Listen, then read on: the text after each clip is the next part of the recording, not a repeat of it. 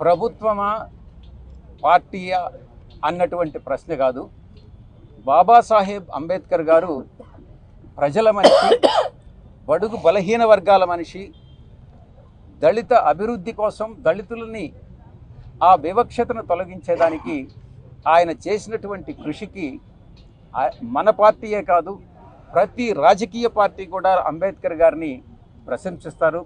కాబట్టి ప్రభుత్వ కార్యక్రమమా ఇది పార్టీ కార్యక్రమమా అన్నటువంటి భేదం లేకుండా ప్రతి ఒక్కరూ కూడా ఈ యొక్క కార్యక్రమంలో పార్టిసిపేట్ చేయడం జరుగుతుంది. దీనికి ఆహ్వానం అక్కర్లేదు.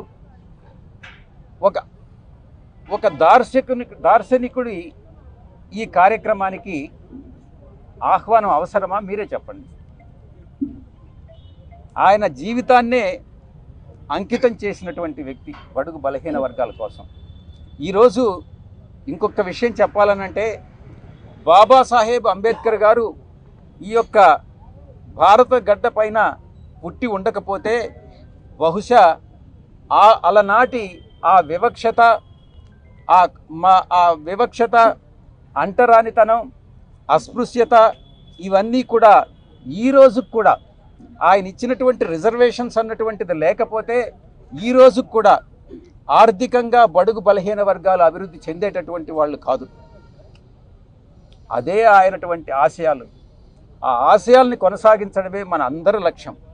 పార్టీలకు అతీతంగా ఆ యొక్క ఆశయాలకు అనుగుణంగా మన జగన్మోహన్ రెడ్డి గారు ఈ యొక్క ప్రాజెక్టును ప్రారంభించారు.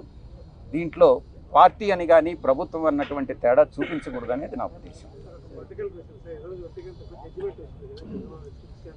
1 గంటకు వస్తుంది. వచ్చిన తర్వాత